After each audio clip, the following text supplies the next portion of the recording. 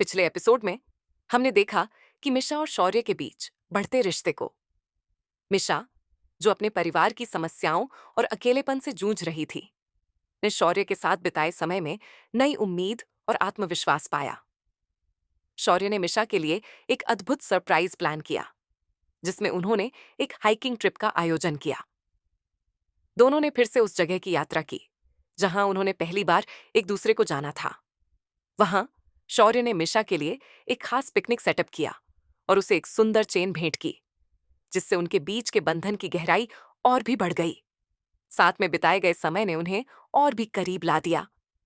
उन्होंने अपने सपनों और भविष्य की योजनाओं पर चर्चा की, जिससे उनके रिश्ते में एक नई गहराई आई। मिशा ने महसूस किया कि शौर्य केवल एक दोस्त नहीं है, बल्कि उसका सच्चा साथी है, जो उसे हर कदम पर समर्थन देता है। प्यार और दोस्ती की गहराई ने दोनों के जीवन को सकारात्मक रूप से प्रभावित किया। मिशा और शौर्य का रिश्ता अब एक नई दिशा में बढ़ रहा है, जिसमें विश्वास, समझ और समर्थन की महत्वपूर्ण भूमिका है। इस प्रकार मिशा और शौर्य की यात्रा आगे बढ़ती है, और यह देखना दिलचस्प होगा कि उनके रिश्ते में नई चुनौतियां और अनुभव कैसे जुड़ते हैं। मैं जीतने वाली हूँ। रिट्रीट की यात्रा उतनी बुरी नहीं थी जितनी मैंने सोची थी। सच में, मैं ये कहने की हिम्मत कर सकती हूँ कि यह मजेदार थी। किसे पता था कि पहाड़ों के बीच, ठंडी हवा और जंगल की आवाजों के बीच सब कुछ इतना शांत महसूस हो सकता है। मतलब, मुझे अपने बिस्तर और एक किताब की अभी भी चाह थी, लेकिन यह बुरा नहीं था।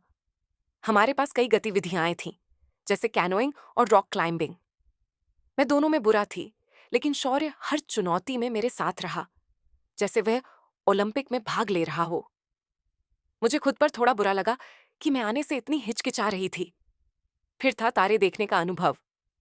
हमने यह रात पहले किया था, और यह सच में जादुई था। मैंने इसकी उम्मीद नहीं की थी। शौर्य के बगल में ठंडी घास पर लेटते हुए, अंतहीन आसमान को देखते हुए, ऐसा लगा जैसे यह एक सपने से निकला हुआ पल हो। तारे इतने करीब लग रहे थे जैसे आप उन्हें छू सकते हैं। और एक बार मैं उन सब चीजों के बारे में नहीं सोच रही थी जिनकी मैं आमतौर पर चिंता करती थी। मैं स्कूल या घर पहुंचने पर माँ के क्या कहने वाली है, इसके बारे में नहीं सोच रही थी। मैं बस वहां थी।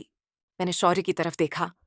वह अपनी पीठ के बल लेटा था, अपने सिर के पीछे हाथ रखे, आसमान की ओर देखता हुआ।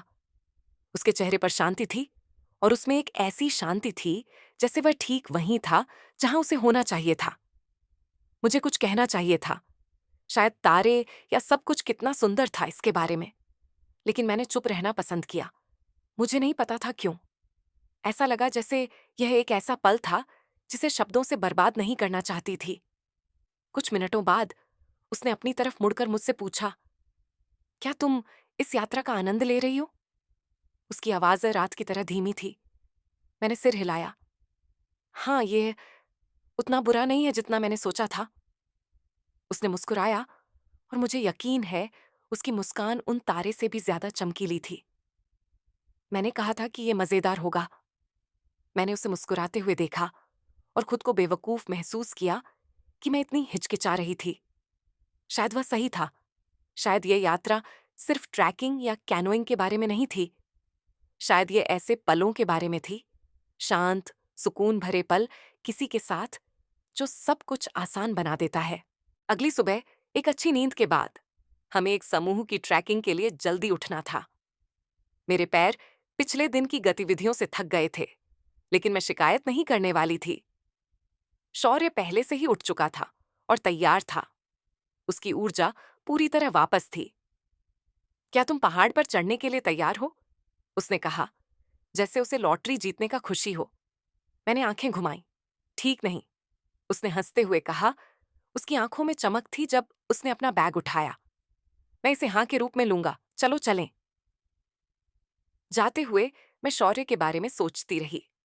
वह हमेशा वहां होता था, हमेशा चीजों को बेहतर बनाने के लिए तैयार, हमेशा इतना उपस्थित।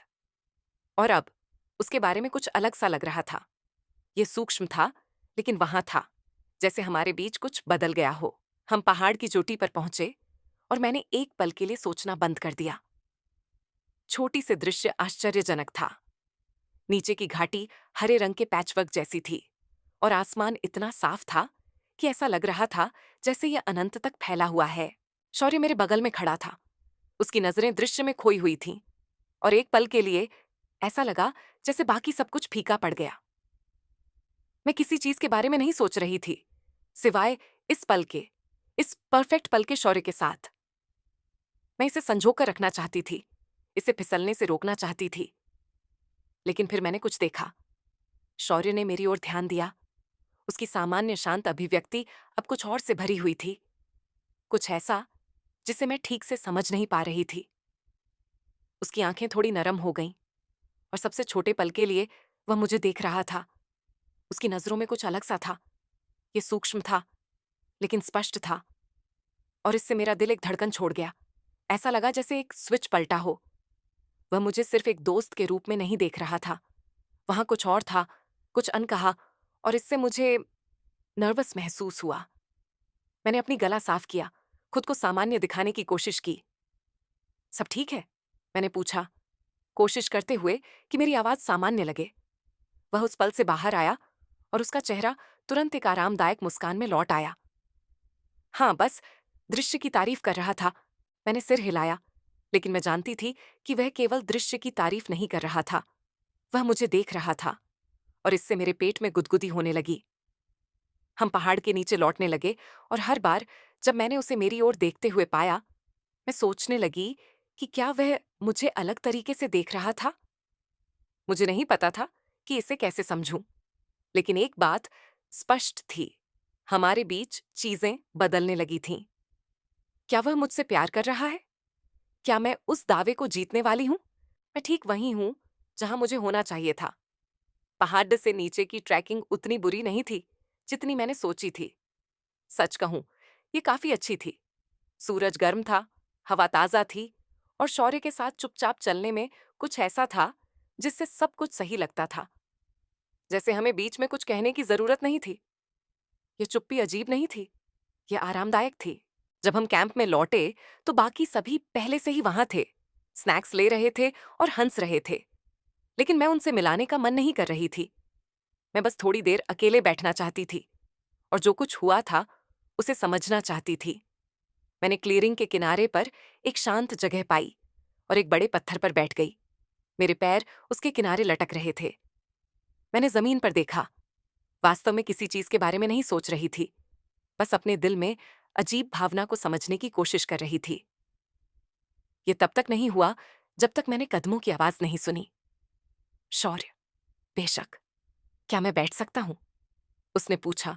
उसकी आवाज नरम लेकिन संकोच रहित थी। मैंने सिर हिलाया, उसके लिए पत्थर पर जगह बनाने के लिए हिलते हुए। वह मेरे पास बैठ गया। हमारे कंधे मुश्किल से छू रहे थे, लेकिन फिर भी एक तरह का इलेक्ट्रिक झटका लगा। हम कुछ समय तक नहीं बोले। मैं अपने विचारों में खोई हुई थी और उसने मुझे कुछ कहने के लिए नहीं कहा। यह अजीब था कि उसके साथ रहना इतना आसान था, बिना शब्दों से चुप्पी को भरने की जरूरत के। आखिरकार उसने फिर से बात की, जैसे चुप्पी को तोड़ना कुछ खास ना हो। क्या तुम्हें लगता है कि हम कभी ऐसा करना बंद कर देंगे?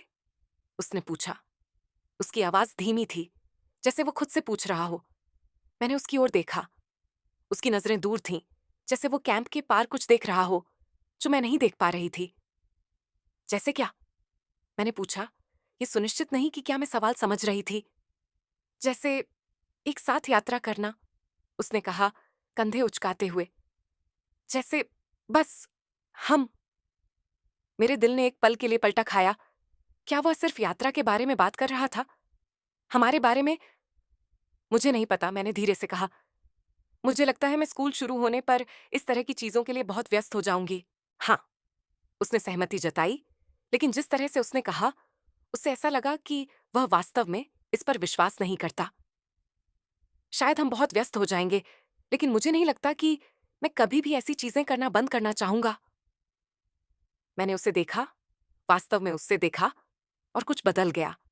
ऐसा लगा जैसे मैंने उसे एक नए नजरिए से देखा, जैसे मैंने अंततः समझा कि वह क्या कह रहा था। वह सिर्फ इस यात्रा के बारे में नहीं बात कर रहा था। वह सब कुछ के बारे में बात कर रहा था। उस पल ने मुझ पर एक लहर की तरह असर किया। मैं शौर्य के साथ कुछ करना बंद नहीं करना चाहती थी। मैं उसके साथ रहना चाहती थी, चाहे कितना भी समय क्यों न बीत जाए। हमारे बीच उस समय एक चुप्पी थी, लेकिन यह असहज नहीं थी, यह समझने की थी। 1 मिनट बाद शौर्य खड़ा हुआ, अपने हाथों को ऊपर खींचते हुए।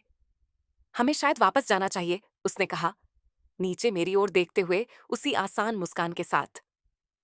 हाँ, मैंने कहा, खड़ी होकर अपने जीन्स झाड़ते हुए। लेकिन मुझे लगता है मैं इसके लिए ठीक हूं। और लंबे समय बाद मुझे एहसास हुआ कि मैं उसके साथ रहने में ठीक से ज्यादा ठीक थी। मैं ठीक वहीं थी जहां मुझे होना चाहिए था। क्या आपको यह यात्रा पसंद आई? हमारे परिवार में शामिल हों। अगर आपको यह एपिसोड पसंद आया तो लाइक बटन पर क्लिक करना न भूलें और हमें अपना समर्थन दिखाएं। आपका थम्स अप हमें आपके लिए और बेहतरीन कंटेंट बनाने में मदद करता है। हमारे चैनल से जुड़ें और भी रोमांचक कहानियों का हिस्सा बनें। अभी सब्सक्राइब करें और हमारे बढ़ते समुदाय का हिस्सा बनें। हम आपसे सुनना चाहते हैं। नीचे टिप्पणी करें कि आपको इस एपिसोड में क्या पसंद आया। आप अगली बार क्या देखना चाहेंगे? आपकी फीडबैक हमारे लिए बहुत मायने रखती है। चलो जुड़ते हैं और बातचीत को जारी रखते हैं। अगले एपिसोड में मिलते हैं।